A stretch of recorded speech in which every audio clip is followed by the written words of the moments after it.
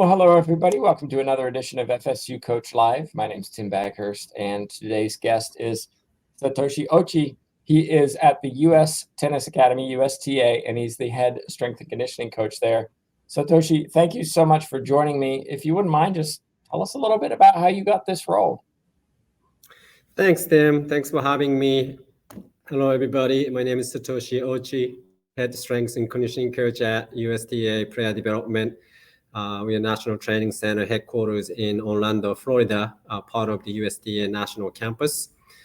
Yeah, so I've been with the USTA 15 years now, since 2008.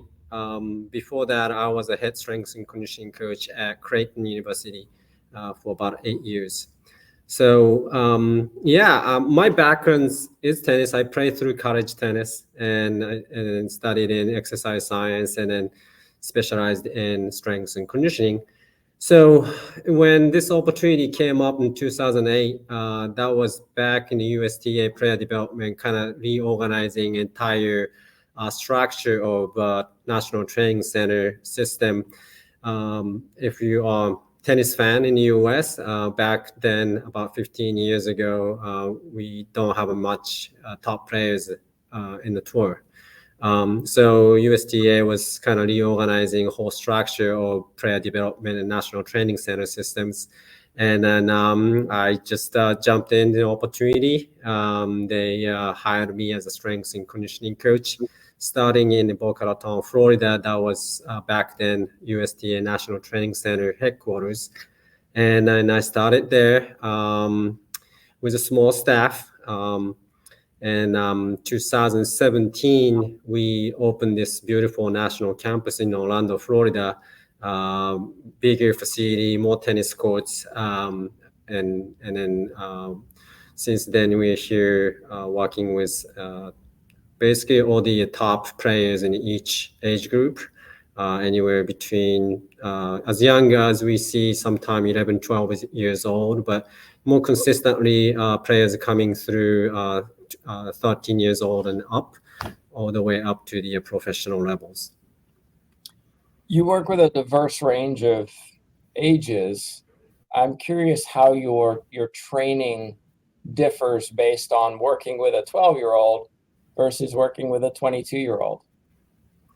Right. So that's one of the biggest challenges we have. You're absolutely right. We now train 12 years old, the same as 20 years old professional players. So we are customizing for each based on each growth and development phase. And like I said, this is the National Training Center, so we only see the top level tennis players in here who are already accomplished as a tennis player. Sometimes they're not because national coaches see some potential. They don't have the results yet, but they have a good potential. They're coming in. So around that time, at the young age, it's all about athletic development. And we do lots of different movement patterns, mobilities, injury preventions, make sure their body is going to be ready to putting in more workload on the training when are ready to do that. So that's the basic idea of the younger generation of training. And then going through the puberty, and then they're getting more matured, and then by that time they're ready to put the more intensity and volume into the training because they have done all the fundamental drills by then. So that's the big difference. Transition to the adults, and then transition to the professionals. By that time, they're gonna have more specific needs based on their playing style, based on their ranking, based on the season. All kind of variables count into that, and then customizing the program. So yeah, it's many different program designs, and make sure we are providing the right program for the right time. Yeah, you provided some variables in there, which are always interesting in terms of their ranking, what style of play they have, what type of where they are in the season. I'm really curious. The playing style is an interesting one. Can you expand on that? Because most strength and conditioning coaches are working with a team, and okay, you're this position, this is your training program. You're this position, this is your training program. But you're talking about playing style, which is different. Can you expand on that? Yeah, sure. Tennis become more requires more athletic skills, and then a better athletes have an edge in the top level. And then the professional levels, everybody have a different playing style, and not many like sovereign body type of players anymore, like traditional playing style back in like 70s and 80s or earlier that time.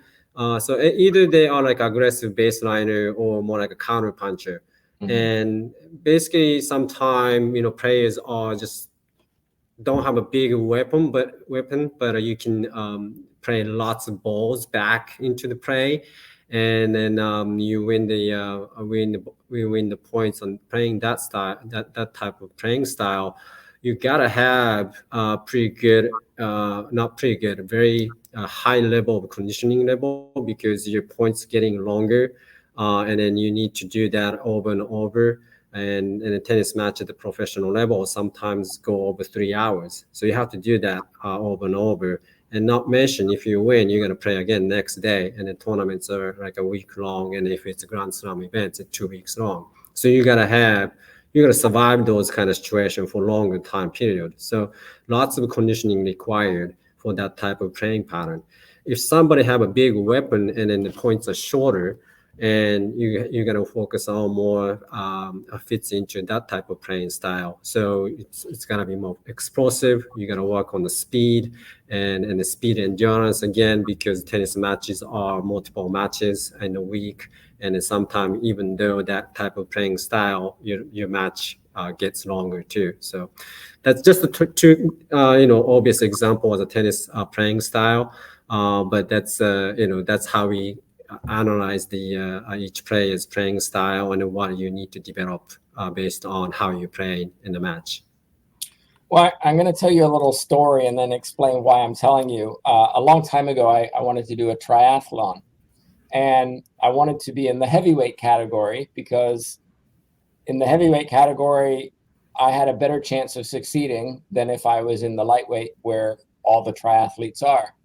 So I spent about 6 months really trying to gain bulk, right, to put on muscle mass, to get bigger, while at the same time spending a lot of time doing aerobic activities to maintain my fitness to allow me to succeed in the triathlon. And it was this fight in my body between burning calories and being fit and staying trim versus putting on weight and consuming calories. And it was a real struggle for me to put on weight while I was doing all this cardio. I'm really curious how you do that with athletes. How do you train somebody to develop more power with that kind of weight training, which is almost counterintuitive to spending hours going back and forth, hitting, moving, and hitting? What's the protocol? What's the process for doing that? Yeah, no, that's a great question. And then any sports we work with as a strength and conditioning coach, first thing you're gonna do is you're gonna analyze the sports, and then you do the needs analysis, and then try to create the program as specific possible for that fits into the sports needs. Now, like you said, tennis is you need to have great conditioning level, which aerobic based sometime, and then have a good speed and agility and power and explosiveness to move well. So it's combination of everything. And then you're right. It's we try to mix the two different things: anaerobic and aerobic, power, endurance, and all kind of things.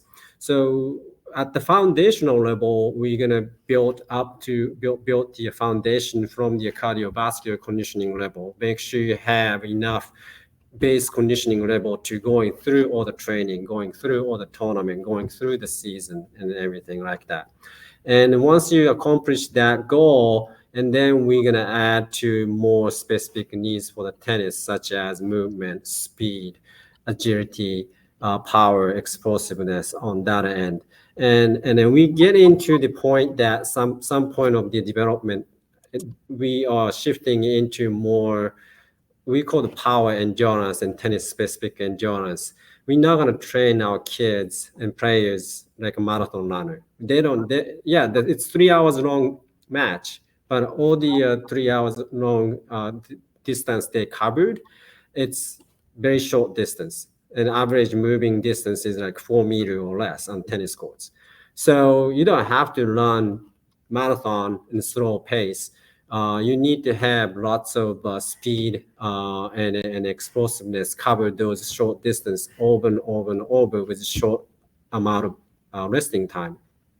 So that's the training focus for us. And then if you if you're looking at the textbook and then any like basic sports analysis type of things, and tennis is categorized in more like anaerobic sports because of that. Each points are shorter, each movements are shorter, and then you need strength and explosiveness. But again, you need to have a good conditioning level and a foundation of the strength and conditioning. You can do that over and over. How do you prepare the conditioning? Because I remember reading Andre Agassi's book. I don't know if you've read it, but he talked about some of the conditioning he did, and then he switched personal trainers who said, why are you doing these things when your job is to run, as you said, 4 meters back and forth? Do you with the conditioning, is it more of a endurance base, spend an hour on the treadmill, or is it short burst, let's do this for a long period of time? Yeah, so just assume that player has a base conditioning level, and then everything is gonna be interval based. It's not like hour on the treadmill, like you said. And then great example of Andre, and then Gil Reyes was the legendary strength and conditioning coach for his personal trainer, and then spoke to him a few times, and very nice guy and very knowledgeable. But he made a change that you got to train for your playing style, playing for the tennis. You don't need to run hour long distance. You need to run very short distance interval based training that would also benefit into for your cardiovascular system and then conditioning level. So that's what we developed the tennis players conditioning level. I got a question this morning, completely random but very timely, on periodization, in terms of like, what is this thing? Why should I be doing it? And it's something that I've worked in working with the athletes I coach. Of, you have to have a systematic plan to be the best you can be at the time you want it to be, or at the time you need it. And for me, it's the Junior World Championships. We train so that you are your best at the Junior World Championships. But tennis players don't have a once a year or once every 4 years moment. It is four majors a year, plus the Masters events, plus all these other trips. So how do you use periodization to ensure that these athletes are successful at every event they go to? And second question, do you periodize for the majors or not?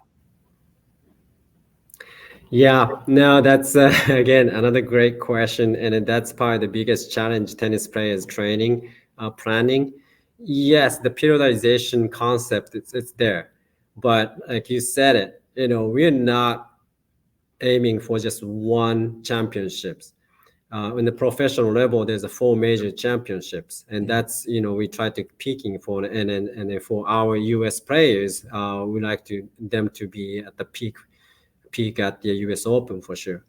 So that's how we periodize our training phases, but it's not easy to having 4 different majors and then periodize for that. And then you can the very few players in top level you can do that way.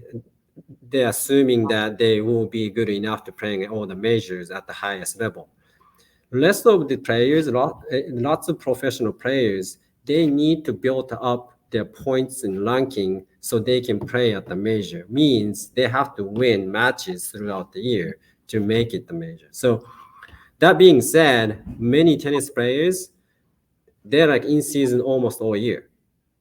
You can play tennis tournaments almost every single week if you want to, if you need to. Now, is that the best plan to build their conditioning level or strength and conditioning physical side of it? No, definitely not, because you are not developing your physical side of the strength and conditioning. So that comes into the more like a performance team meeting, including players and coaches and other staff members, that, okay, what's the plan here? Player needs to build up the points, needs some matches. I need, as a strength and conditioning standpoint, need a training blocks. I need, depends on the phase and the development of the players, I need 2 or 3 blocks of training time. And then we can identify, okay, here's the tournaments we need to play, and including a major. Here's the block of weeks we can work on the players' physical side of it. And here's the time we need to make sure they are recovering from the intense training and then tournaments. And that's, now it's really sounded like more like a periodization plan, right? Because you identify the tournaments, identify the training block. So instead of having a year, traditional 52 years calendar periodization, it's gonna more smaller block of the periodization going on the tennis players. And 99% of the time, that periodization plan is going to change because the player perform well. That's great news. So you can play a higher level tournament maybe. Player didn't win, they lose, they need more tournaments to win. And all of a sudden, schedule will change. You're adding more tournaments sometime. So all kind of things, there's so many variables into the professional level tennis players and the junior tennis players as well, because pretty much the same system to play in the junior Grand Slam tournaments, and they have more higher level international junior event to try to get the ranking up and try to get into the better position when you're starting a professional schedule. So we have a plan based on where you at, what do you need to accomplish, and then based on that, we will make the periodization plan based on that, and then we consistently make an adjustment based on their performance. Okay, we're going to take a little break, and we'll be back in just a minute as we talk tennis and strength and conditioning. Thank you.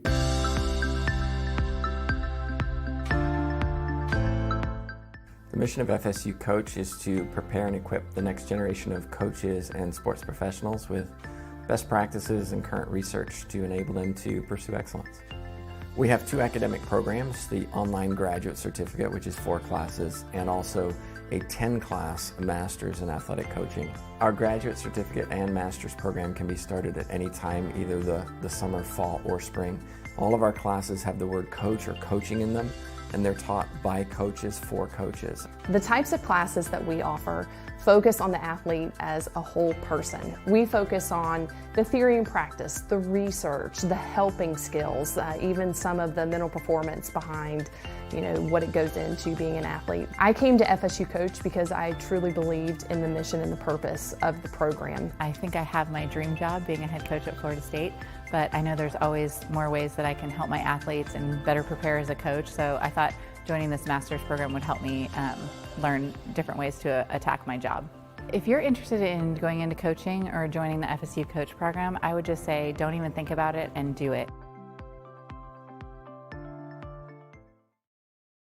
All right, we're back. Satoshi, talk a little bit about your role as head strength and conditioning coach there at the USTA.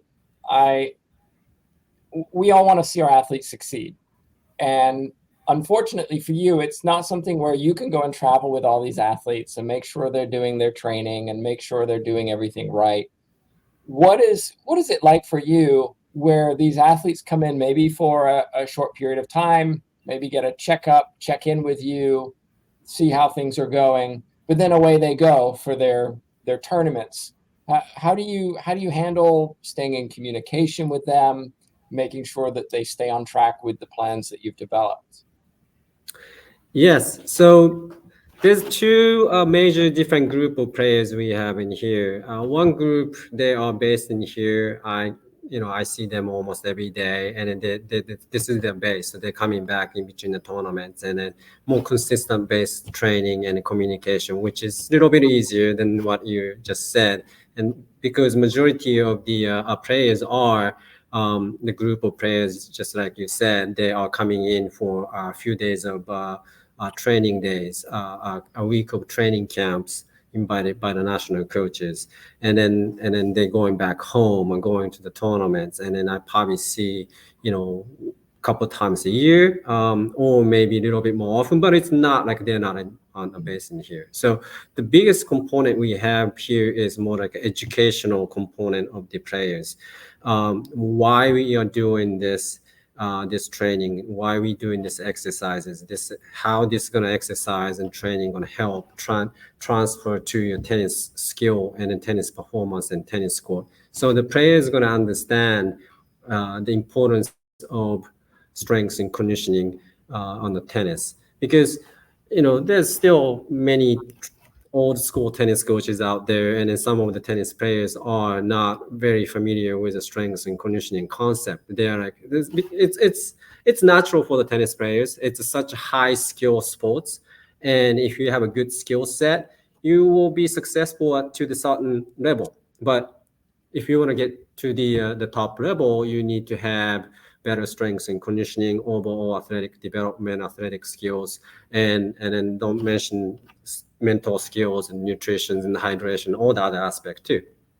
But so that educational component is huge, and one of the major role I have in here as a head strength and conditioning coach with my staff members, to make sure that coaches, parents, and players are coming through here, understand what we try to do in here. Now, it's going to take a time. It's just one visit. It's going to take care of all the educational needs now. So we try to consistently providing those informations, and then we providing that communication tool. And nowadays it's an app.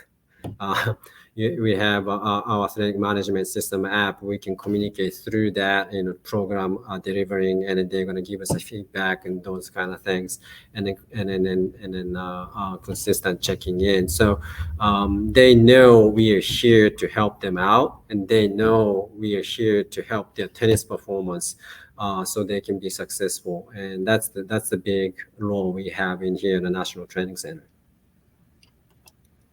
I was just talking to, I was guest speaking in our sports psychology graduate program here this morning.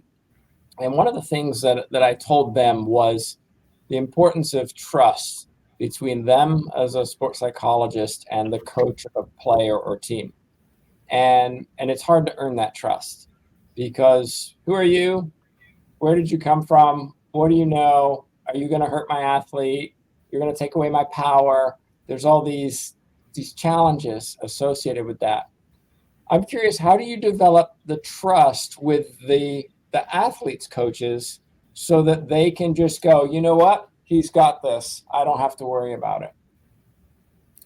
Right. No, that's another great point. And then I see as strength and conditioning job we do in here, and then actually I see as any coaching job, is we're in a relationship business, and we need to have a good relationship with athletes. We need to have a good relationship with coaching staff and parents, whoever we're working with, so we can, they can trust us.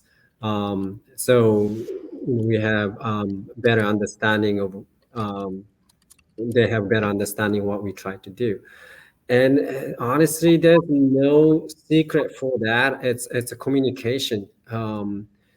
When they're here face to face, that's probably the best opportunity to develop that relationship, and then going out to talk to them, watching their practice as much as possible. And the players side of it, they feel that, they see that, okay, the strength and conditioning coach Satoshi, he and his staff care about us. They're watching my practice, not only just during the strength and conditioning sessions in the weight room. Talk to them at the lunchtime or during the in between the practice, and then just checking in, and do this much the same thing for the private coaches and the parents too, and then that slowly we can develop that good relationship, and then they start trusting us, and then we can do more productive work. Yeah, well said. Well said. As a strength and conditioning coach, you've seen a lot, good and bad. And I know there were those out there who either will be working with strength and conditioning coaches or will be becoming strength and conditioning coaches or already are. I wonder if you could share maybe some of the lessons learned in your profession that maybe you would want to pass on to you 20 years ago. Yeah, no, that's good. I made many mistakes, to be honest, and learn from that mistakes for sure. But a biggest lesson I learned from my experience is that especially younger age, you're coming up out of the school, and then you feel like you got all the education, you got a good experience from high performance training or athletes and those kind of thing, and then you didn't even notice that you have a pretty big ego, and then we all talk about in between the coaches and educating players and then mental skill set, mental skill training, and then talk about growth mindset. And you got to put your ego on the side if you want to be in growth mindset, and then you can be decent about what you do. Now, one example I learned kind of from my experience from this tennis training center, and at the beginning of my professional career with the USTA was I was pretty good. That's why I thought I was hired, and I tried to convince the coaching staff that how I doing a good job on developing strengths and conditioning athletic development. So giving them all the data about, okay, she's getting faster, she's getting stronger, she's jumping higher, she's moving faster, all the testing results and how much they improve. And then the director of tennis, I still have a good relation with him. And then he was like, Satoshi, I don't care. They're still bad tennis players. What'd you say? They're still bad tennis players. Oh, I don't care about the data, And then what that mean was that he did say, I don't care, but he meant that is that we need to discuss more about holistic approach of developing tennis players, because that's at the end of the day we measure our success. If our players are doing better job, performing better on the tennis court, that's success for everybody, not only tennis coaches, strength and conditioning coaches, mental skill coaches, and everybody. And then I realized that, okay, I need to do better job to talk to the players and coaches and everybody involved in here. And I know how much what I do will help out on the performance, but I didn't communicate very well to the coaches and players how that's transferred to the performance. And that's the point I was like, okay, data is great and testing is great, and then that's we still do to evaluate our players, and that's one of the tools I have. But the biggest challenge is that how we make sure that all we do is transfer to the tennis performance for the tennis players. Now, I don't teach how to hit forehand and backhand. That's not my job for sure. But I can help them out move better on the forehand side or backhand side. So as a result, they have a better chance to create more power on the shot. And as a result, they can perform better. Those kind of things I need to explain to the players. I need to talk to the coaches why I'm doing this and that, and how that transfer to the performance. I'm taking notes. That's why you may hear me typing. It's really That's good okay. stuff. Yeah. So how do you put your ego aside? I mean, you said you did it, but that's difficult to do when we live in a sport. I mean, we're competitive. You were a competitive Yeah. tennis player. We like winning. We like succeeding. We like promotions. How do we do that so that we still have that, dare I say, fulfillment from succeeding in our own career without just focusing on everybody else all the time? No, that's, I'm still working on it,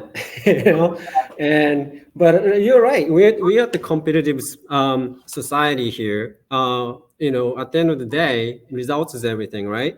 Win, loss, championships. That's all that matter. But I think what I try to do the most is, if I start losing my control of the ego, is that, okay, I gotta be more mission focused. Why I'm here? Am I here for myself? No, I'm here for our players. I'm here for the USTA. So whatever best for the players, that's what I need to do. And if I thinking that way, it's a little bit easier for me to the ego side on the side.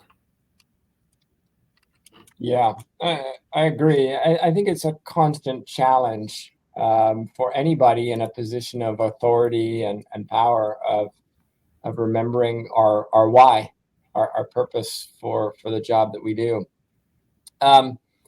Thinking, last question then, thinking in terms of strength and conditioning as a whole, as a discipline, where do we go? What is the next stage in strength and conditioning? Because strength and conditioning has really grown in its relevance, its importance. It's now recognized by most coaches as being an integral part of training an individual. We've developed periodization. We've developed long-term athlete development. We now understand maybe how to better build an athlete for long-term success. Where do you see the future going? Is there anything on the horizon that we should be thinking about? I don't know, Tim. I think at the end of the day, strength and conditioning and a high performance culture in sports, one thing never changes: the discipline and hard work. And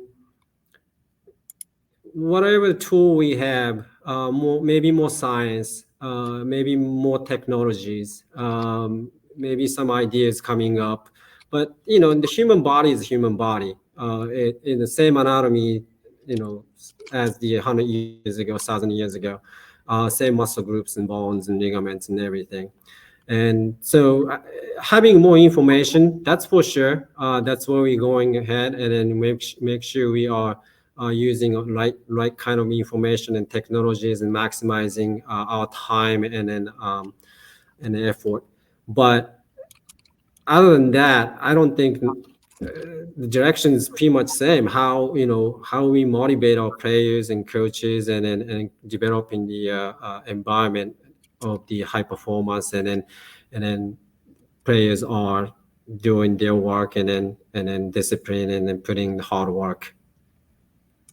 Yeah, it's been interesting watching the development of technology and how, in many ways, it to some extent can replace human interaction.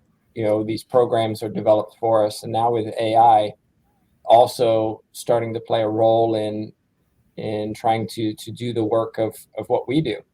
But as you alluded to, I think the human factor is often forgotten. And the human factor can be the key to making that athlete do the work or not do the work, or make sure that they're doing it correctly or not. Well, thank you so much for joining me this afternoon. I really enjoyed the discussion. If somebody watching this or listening to our podcast has a question for you, what's the best way for them to reach you? Feel free to email me, and that's probably the best way to reach me out. And then I'm open to discuss any topics and then answer any questions you have. So that's it. ochi@usta.com. That's my email. That's the best way to communicate with me. And then I really enjoy conversation, and then thanks for having me again. Of course. Well, just a reminder, everybody, if you haven't yet subscribe to the YouTube channel or the podcast, wherever you're watching or listening, be sure to do so. We try to do these once every couple weeks. But on behalf of myself, Tim Baghurst, and Satoshi Ochi, thank you so much for watching. Thank you.